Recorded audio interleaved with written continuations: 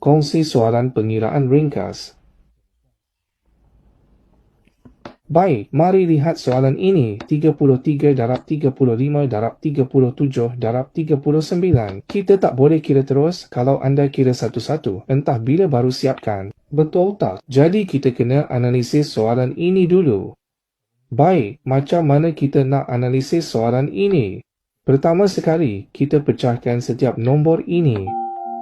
33 kita boleh pecahkan jadi 3 darab 11. Baik, kemudian 35 kita boleh pecahkan jadi 5 darab 7. Betul tak? Ini kerana 35 adalah hasil daripada 5 didarabkan dengan 7, iaitu 5 kali 7 sama dengan 35. Kemudian, 37 boleh pecah ke? 37 ialah nombor perdana, jadi tak boleh dibahagi. Memang tak boleh pecah. Kemudian, 39 pula. 39 kita boleh pecahkan jadi 3 darab 13. Langkah seterusnya kita buat apa macam mana buat. Semasa kita buat pengiraan ringkas, ada beberapa perkara penting yang kita perlu gunakan. Perkara penting yang pertama, apa dia? Iaitu 37 darab 3 semestinya sama dengan 111. Ini memang khas, jadi kena ingat yang ini sahaja. Satu lagi, apa dia? Nah, ia adalah 7 kali. 11 darab 13, ia sama dengan satu nombor istimewa yakni 1000. 1001.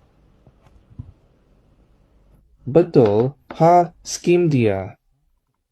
Jadi kalau kita gabungkan semuanya, kita boleh dapat HMM 37 darab 3. Betul tak? 37 kali 3. Lepas tu, semua nombor ni kita dah ada. 7, 11, 13 semua ada. Jadi, kita gabungkan saja semuanya.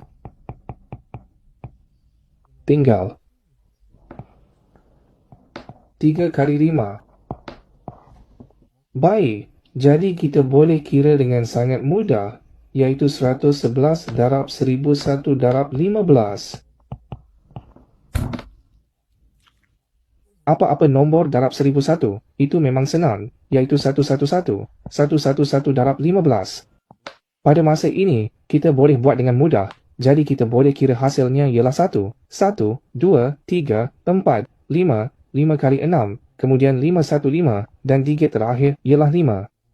Kamu dah belajar ke belum? Kalau perlu cuci kaca, jangan lupa like dan follow Cikgu Suria.